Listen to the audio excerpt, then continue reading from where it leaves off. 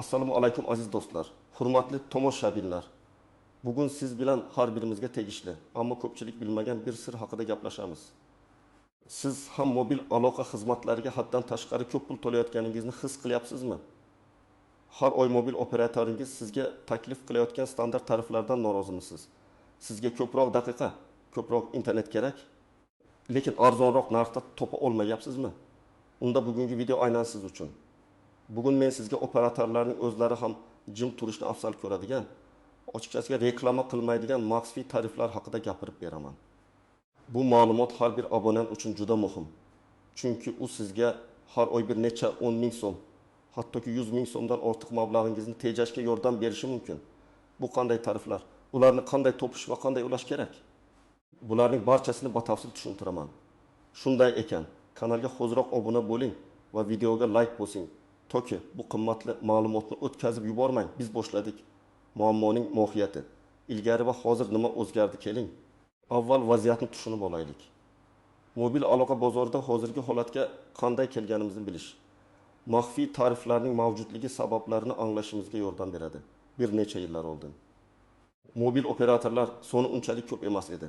Bozor yangi edi va operatorlar asosan yangi abonentlarni jalb qilishga qaratilgan juda oddiy va tushunarli tarif rejalari bilan chiqishardi. O'sha paytda raqobat ko'proq aloqa sifatiga, qamrov doirasiga va qo'shimcha xizmatlarning soddaligiga qaratilgan edi.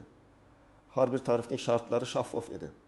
Ularni osongina solishtirish mumkin edi va operatorlarning veb-saytlarida har bir tarif to'liq va ravshan tarzda ko'rsatilgan bo'lardi. Ko'plab kompaniyalar hatto eng arzon tariflarni ham faol ravishda reklama qilar edi. Chunki ularning asosiy maqsadi abonent bazasini kengaytirish edi. Ammo bugun vaziyat tubdan o'zgardi. Mobil aloqa bozori to'yingan, deyarli har bir kishi bir yoki bir nechta sim kartaga ega. Raqobat shunchalik kuchayganki, operatorlar endi nafaqat yangi abonentlarni jalb qilish, balki mavjud abonentlarni saqlab qolish va ulardan olinadigan o'rtacha daromadni ingliz tilida ARPU, Average Revenue per User oshirishga intilishmoqda. Bu nima degani? Bu shuni anglatadiki, operatorlar endi abonentning oylik xarajatlarini oshirishga, uni ko'proq xizmatlardan foydalanishga undashga harakat qilishadi. Ular buni turli usullar bilan amalga oshirishadi. Birinchidan, ular tarif qatorlarini juda murakkablashtirishdi. Ba'zan siz ertasiga qaysi tarif sizga eng mos kelishini tushunish uchun soatlab operatorlarning veb-saytlarini o'rganishingiz yoki ularning ilovalarida adashishingiz mumkin. Bu chalkashlik abonentning o'ziga mos keladigan eng foydali tarifni topishiga to'sqinlik qiladi. Ikkinchidan, ular ba'zi bir foydali yoki eski oltin tariflarga kirishni cheklashadi. Bu tariflar endi ochiqchasiga reklama qilinmaydi. Ularni veb-saytlarda osongina topa olmaysiz. Ba'zan ular arxivatlangan yoki eski tariflar deb ataladi. Ammo aslida ular hali ham ulanish uchun mavjud bo'lishi mumkin. Faqat buning uchun qandaydir maxsus harakatlar qilish yoki to'g'ri savol berish kerak bo'ladi. Operatorlar bu tariflarni ochiq reklama qilishni xohlamaydi. Chunki ular abonentlar yangi odatda qimmatroq, lekin zamonaviyroq paketlarga o'tishlarini istashadi. Bu ularning daromadlarini kamaytirmaslik uchun muhim. Uchinchidan, ular sizga aslida keraksiz bo'lgan xizmatlarni o'z ichiga olgan to'plamlarni bundles taklif qilishadi. Misol uchun, sizga faqat internet va ozgina daqiqa kerak, lekin ular sizga qo'shimcha SMSlar, bepul ijtimoiy tarmoqlar uchun trafik yoki xalqaro qo'ng'iroqlar uchun daqiqalarni o'z ichiga olgan tarifni eng foydali deb taqdim etishadi.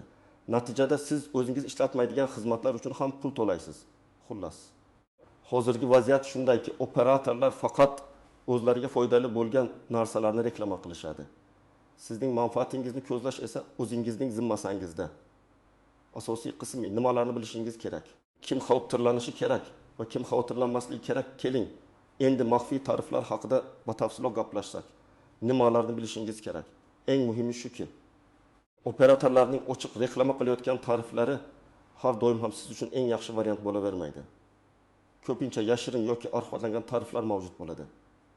Ular shartlar bo'yicha hozirgi takliflardan ancha foydaliroq bo'lishi mumkin. Bu tariflar odatda quyidagilar bo'ladi. Eski meros tariflar. Bular avvallar faol reklama qilingan. Ammo keyinchalik yangi tarif qatorlari paydo bo'lishi bilan reklama doirasidan olib tashlangan tariflardir. Ba'zida ularga hali ham ulanish mumkin, ammo bu haqda hech kim aytmaydi. Maxsus korporativ yoki guruh tariflari. Ba'zida operatorlar, yirik kompaniyalar yoki tashkilotlar uchun maxsus sharoitlar bilan tariflar yaratishadi. Ba'zida bu tariflarga jamoaviy ravishda ulanish imkoniyati paydo bo'ladi. Yoki ularga kirish uchun maxsus kod yoki tavsiyanoma talab qilinadi. Mintaqaviy yoki vaqtinchalik tariflar ayrim hududlar uchun yoki qisqa muddatli aksiyalar doirasida taklif etilgan. Keyin esa rasman yopilgan tariflar ham bo'lishi mumkin. Ba'zida ularni yopilgan deb e'lon qilishsa ham, qaysidir maxsus so'rov orqali ularga ulanish mumkin bo'ladi. Kim xavotirlanishi kerak? Mobil aloqa uchun juda ko'p pul to'layotgan har bir kishi, agar siz har oy telefon hisobingizga sezilarli miqdorda pul tushirayotgan bo'lsangiz, ayniqsa sizning aloqa sarfingiz o'zgarmagan bo'lsa-da, ammo xarajatlaringiz oshganini sezsangiz, maxfiy tariflarni qidirish aynan siz uchun. Eski tariflarda o'tirganlar, agar siz bir necha yildan beri bitta tarifda bo'lsangiz va uni hech qachon o'zgartirmagan bo'lsangiz, ehtimol siz endi operator tomonidan qo'llab-quvvatlanmaydigan yoki unchalik foydali bo'lmagan eski tarifda o'tiribsiz. Ammo ehtiyot bo'ling. Ba'zi juda eski tariflar shunchalik foydali bo'lishi mumkinki, ulardan voz kechmaslik kerak.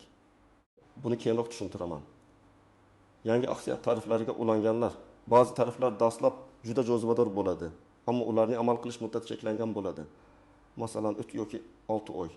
Muddat tugagandan so'ng siz avtomatik ravishda qimmatroq tarifga o'tkazilishingiz mumkin. Bunday holatda aksiya tugamasidan oldin foydaliroq maxfiy tarif topish muhimdir. Kim xavotirlanmasligi kerak yoki kamroq xavotirlanishi kerak? Juda kam aloqa xizmatlaridan foydalanadiganlar, agar siz mobil aloqadan juda kam foydalansangiz, kuniga bir necha daqiqa gaplashib, oyga bir necha megabayt internet ishlatib, asosiy tarif siz uchun eng maqbul variant bo'lishi mumkin. Chunki maxfiy tariflar ko'pincha ko'proq hajmli xizmatlarni taklif qiladi. Bu esa siz uchun ortiqcha bo'lishi mumkin. Juda o'ziga xos yuqori talabli foydalanuvchilar, agar sizga haqiqatan ham cheksiz internet yoki har kuni xalqaro qo'ng'iroqlar kabi mutlaqo noyob xizmatlar kerak bo'lsa, siz allaqachon operatorlarning eng yuqori darajadagi tariflardan birida bo'lishingiz mumkin. Bu tariflar ko'pincha reklama qilinadi va ular uchun kamdan kam hollarda maxfiy muqobillar mavjud bo'ladi. Lekin baribir tekshirib ko'rish foydadan xoli emas. Keling, bir nechta aniq hayotiy misollarni ko'rib chiqaylik. Operator nomlari xayoliy, ammo vaziyatlar real hayotdan olingan. Misol, bobomning tarifi yoki eski, unutilgan qahramon. Dilshod aka 6 yoshli nafaqaxo'r sayohat mobil operatorining abonentidir. U 10 yildan beri oddiy Gap nomli tarifda har oy 15.000 so'm to'laydi va buning evaziga 500 daqiqa 2 giga internet va 5 SMS oladi. Uning oilasi va do'stlari ham ushbu operatordan foydalanadi. Shuning uchun ichki tarmoq qo'ng'iroqlari uchun daqiqalar tez tugamaydi. Ammo 2 giga internet unga videolarni ko'rish va yangiliklarni o'qish uchun yetmaydi. Shuning uchun har oy qo'shimcha paketlar sotib oladi. Bu esa uning xarajatlarini 7.000-6.000 so'mga yetkazadi. U bilmagan narsa shuki, sayohat mobilda bir necha yil oldin maxfiy kod deb nomlangan tarif bo'lgan. Bu tarif rasman arxivatlangan deb e'lon qilingan. Ammo bu tarif hali ham qo'llab-quvvatlash markazi orqali ulanishi mumkin. Maxfiy qutbi oyiga 1.000 so'm evaziga 1 daqiqa 8 GB internet va 500 SMS taklif etadi. E'tibor bering. Atigi 5000 so'mga ko'proq to'lab, Dilshod aka internetni 4 barobar, daqiqalarni 2 barobar ko'proq oladi. Dilshod aka bu tarif haqida operatorga bevosita qo'ng'iroq qilib, menda eski tarif, yangi tariflaringiz menga to'g'ri kelmaydi. Balki eskirgan, ammo shartlar yaxshiroq tariflaringiz bormi deb so'rab bilib olishi mumkin edi. Ikki misol. Korporativ tarifning jamoatga sirlari. Fotima xola davlat tashkilotida ishlaydi. Uning hamkasblari orasida juda foydali biznes oilasi tarifida o'tirganlar bor. Bu tarif aslida korporativ mijozlar uchun yaratilgan edi, lekin Fotima xolaning hamkasbi operatorning xodimi bilan tanishligi tufayli Fotima xolani ham ushbu tarifga ulatishga yordam berdi. Bu tarif oyga 7000 so'mga cheksiz ichki tarmoq qo'ng'iroqlari, boshqa operatorlarga 1500 daqiqa va 25 giga internet taklif qiladi. Oddiy abonentlar uchun shunga o'xshash shartlarga ega tarif 1.000 so'mdan kam emas edi. Bu yerda maxfiylik shundaki, korporativ tariflar ba'zida ommaviy bo'lmagan yo'llar bilan jismoniy shaxslarga ham taqdim etilishi mumkin. Masalan, agar siz qaysidir kompaniya xodimi bo'lsangiz yoki ular bilan bog'liq bo'lsangiz, bunday tariflar haqida ko'pincha og'zaki tanish-bilish orqali ma'lumot tarqaladi. 3 misol. Muddati tugagan aksiya, lekin aslida tugamagan. Sarvar talaba. U mega operatorning yozgi chegirma tarifiga ulangan edi. Bu aksiya tarifi 3 oyga mo'ljallangan bo'lib, oyga 5000 so'mga 1000 daqiqa. 10 gigabit internet va barcha ijtimoiy tarmoqlar uchun cheksiz trafikni taklif qilardi. 3 oy o'tgach aksiya tugadi va sarvar avtomatik ravishda yangi 15000 so'mlik standart yigit tarifiga o'tkazildi. Unda atiga 700 daqiqa va 7 gigabit internet bor edi. Sarvar norozi bo'lib operatorga qo'ng'iroq qildi va eski yozgi chegirma tarifini qaytarishni so'radi. Operator avvaliga bu mumkin emas, aksiya tugagan dedi. Ammo sarvar men boshqa operatorga o'tishga majbur bo'laman deb aytgandan so'ng operator menejeri uni 6 oyga yana yozgi chegirma tarifiga ulab berdi. Bu sodiq abonentlarga bonus deya tushuntirildi. Bu misol shuni ko'rsatadiki, ba'zida tugagan aksiyalar ham agar siz to'g'ri murojaat qilsangiz qayta faollashishi mumkin. 4 misol. Web saytdagi yashirin gigabaytlar. Do'ston har oy 20-30 gigabayt internet ishlatadigan faol internet foydalanuvchisi. U Tezkor net operatorning cheksiz internet tarifida edi. Bu tarif oyiga 1,5 so'mga haqiqiy cheksiz internet taklif qilardi. Ammo Do'stonning ko'p do'stlari oyiga 7 gigabit internet uchun atiga 1000 so'm to'lashni bilardi. Lekin operatorning asosiy sahifasida yoki ilovada bunday tarif yo'q edi. Do'ston izlab operatorning veb saytidagi arxivatlangan paketlar bo'limidan yoki ba'zi USSD kodlar ro'yxatidan internet paket EPG'ga nomli paketni topdi. Bu paket alohida ulanishi kerak edi va u ko'plab cheksiz internet foydalanuvchilar uchun ideal edi. Chunki aksariyat foydalanuvchilar oyiga 1 gigabaytdan ko'p ishlatmasdi. Bu tarif reklama qilinmasdi. Chunki operator ko'proq cheksiz tariflarni sotishni afzal ko'radi. 5 misol faqat taklifnoma orqali Aloqa Plus operatorida Do'stlar tarmog'i nomli ajoyib tarif mavjud edi. Bu tarifga faqat operatorning mavjud abonentlaridan birining taklifnomasi bilan ulanish mumkin edi. Agar siz do'stingizni ushbu tarifga taklif qilsangiz, siz ham do'stingiz ham qo'shimcha daqiqalar va internetga ega bo'lardi. Bu operatorning abonentlarini saqlab qolish va yangilarni jalb qilishning o'ziga xos usul edi. Ammo bu haqda hech qanday ochiq reklama yo'q edi. Ma'lumotlar asosan og'zaki tarzda do'stlar orasida tarqalardi. Bu tariflar ko'pincha maxfiy deb ataladigan tariflarning eng foydali turlaridan biri hisoblanadi. Asosiy qism 2. Qoidalardagi istisnolar, tuzoqlar va noaniq nuanslar, maxfiy tariflarni qidirishda ehtiyot bo'lish va ba'zi muhim jihatlarni yodda tutish kerak. Hammasi ham siz o'ylagandek oltin bo'lavermaydi. Istisnolar, ba'zi maxfiy tariflar haqiqatan ham cheklangan muddatli yoki guruhlar uchungina, har doim ham mo'jiza kutmang. Misol uchun, talabalar uchun tarifi. Agar siz talaba bo'lmasangiz, sizga ulab berilmasligi mumkin. Eski tariflarning hammasi ham foydali emas. Ba'zi eski tariflar bugungi standartlar bo'yicha juda yomon sharoitlarga ega bo'lishi mumkin. Masalan, 5 yil oldingi tarifda 1 gigabit internet juda qimmat bo'lishi mumkin edi.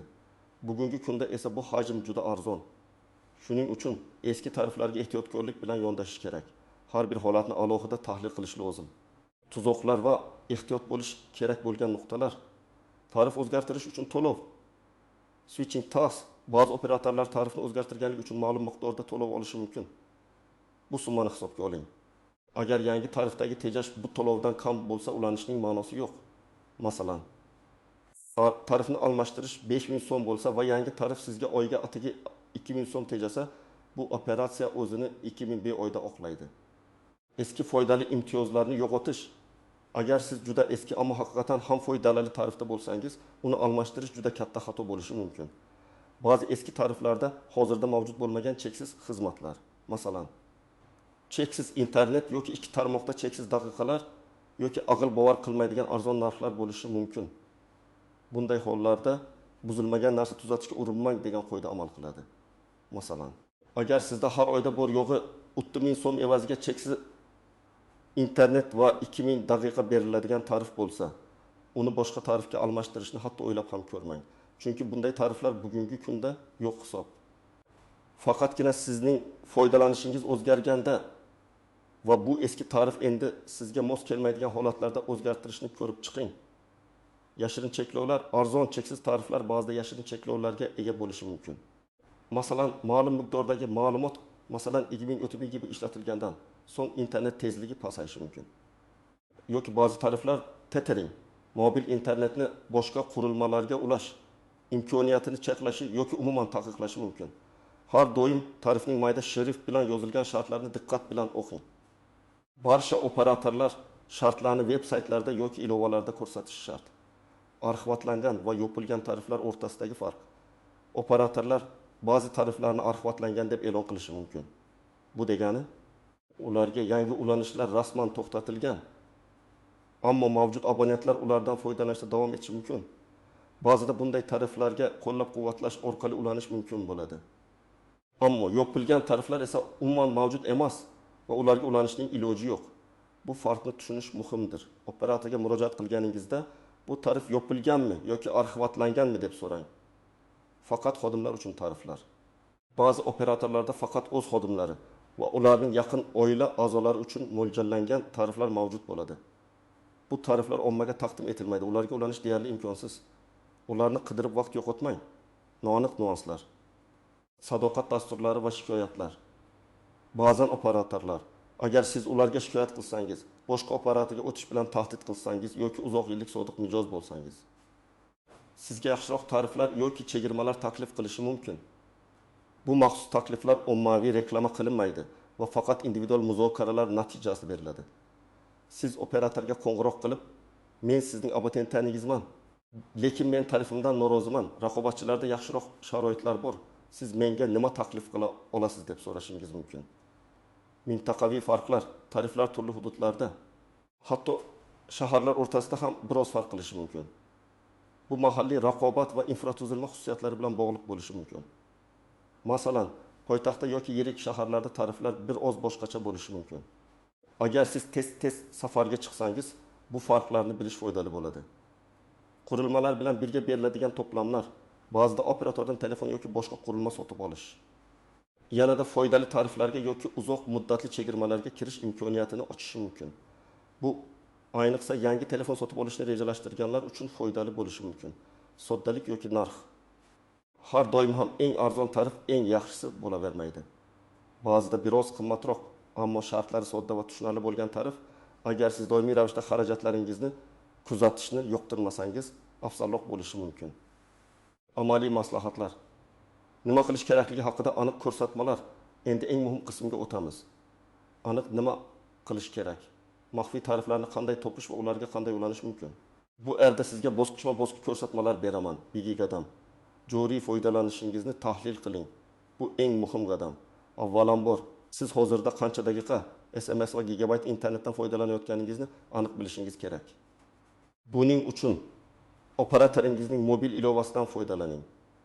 Ko'pgina operatorlarning ilovalari so'nggi bir necha oy yoki hatto bir yil ichidagi sarflaringiz haqida batafsil ma'lumot beradi. O'rtacha oylik sarfingizni toping. Operatorning shaxsiy kabinetiga veb-sayt orqali kiring. U yerda ham batafsil hisobotlarni topishingiz mumkin. Operatorning qo'llab-quvvatlash markaziga qo'ng'iroq qiling. Ular sizga so'nggi 6 oy ichidagi o'rtacha foydalanishingiz haqida ma'lumot berishlari kerak. Aynan so'nggi 3 oy ichidagi o'rtacha sarfingizni aniqlang. Masalan, oyiga 600 daqiqa 15 GB internet va SMS ishlatasizmi? Bularni qog'ozga yozib oling. Bu raqamlar sizga eng mos tarifni topishda yordam beradi. Ikkinchi qadam, joriy tarifingizning barcha shartlarini puxta tekshiring. Hozirgi tarifingizning to'liq tavsifini toping va uni diqqat bilan o'qing. Mayda shrift bilan yozilgan joylarga alohida e'tibor bering. Paket tugagandan so'ng qo'ng'iroqlar, SMS va internet uchun narxlar qanday? Ko'pincha bu narxlar juda yuqori bo'ladi. Qanday yashirin to'lovlar yoki cheklovlar bor? Masalan, teteringga ruxsat berilganmi? Cheksiz internetda tezlik chegarasi bormi? Qo'shimcha xizmatlar, musiqa, video xizmatlari va hokazo ulanganmi? Ular uchun qancha to'laysiz? Ularni o'chirib tashlash mumkinmi? 3 qadam. Reklama qilinmagan, sarxiyatlangan tariflarni qidiring. Bu eng ijodiy va qat'iyat talab qiladigan qadam. Operatorning veb-sayti arxiv bo'limi. Ba'zan operatorlar eski tariflarning tavsiflarini veb-saytlarida arxiv yoki eski tariflar bo'limida saqlab qolishadi. Bu bo'limlarni diqqat bilan o'rganing. Hozirda mavjud bo'lmagan tariflarni qidirayotganingizni bildiring. Operatorning qo'llab-quvvatlash markaziga call center qo'ng'iroq qiling. Bu asosiy qadamdir. Operatorlar bilan muloqotda qat'iy va aniq savollar bering. Menda nomli tarifim bor. Men oylik to'lovimdan noroziman. Sizning reklamadagi tariflaringiz menga mos kelmaydi. Menga foydaliroq bo'lishi mumkin bo'lgan boshqa tariflar bormi? Masalan, eski, lekin sharoiti yaxshi tariflar bormi? deb so'rang. Agar operator yo'q desa, balki sizda faqat soliq mijozlar uchun yoki maxsus shartlar asosida ulanishi mumkin bo'lgan, lekin reklamada ko'rsatilmagan tariflar bordir deb so'rang. Agar siz qaysidir maxfiy tarif haqida do'stlaringizdan eshitgan bo'lsangiz, uning nomini ayting va unga ulanish imkoniyatini so'rang. Masalan, men maxfiy qutb degan tarif haqida eshitganman. Uni hozir ulab bo'ladimi? Qat'iyatli bo'ling. Bir operator yo'q desa, boshqasiga qo'ng'iroq qiling. Ba'zida har xil operatorlar har xil ma'lumot berishi yoki boshqacha yordam bera olishi mumkin. Ba'zida operatorlarning ish smenasi ham natijaga ta'sir qilishi mumkin.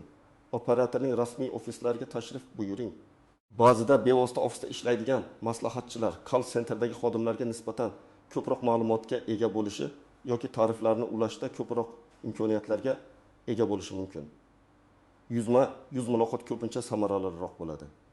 Forumlar va Telegram guruhlari, O'zbekistondagi mobil operatorlarga bag'ishlangan texnologiya forumlari yoki Telegram guruhlarida boshqa abonentlarning tajribalarini o'rganing.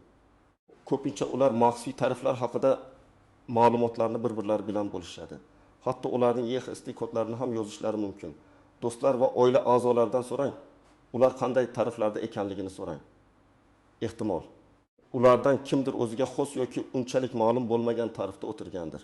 4 qadam topilgan tariflarni puxta solishtiring. Siz topgan har bir potensial maxfiy tarifni o'z joriy tarifingiz bilan solishtiradigan oddiy jadval tuzing. Jadvalda quyidagi parametrlar bo'lishi kerak.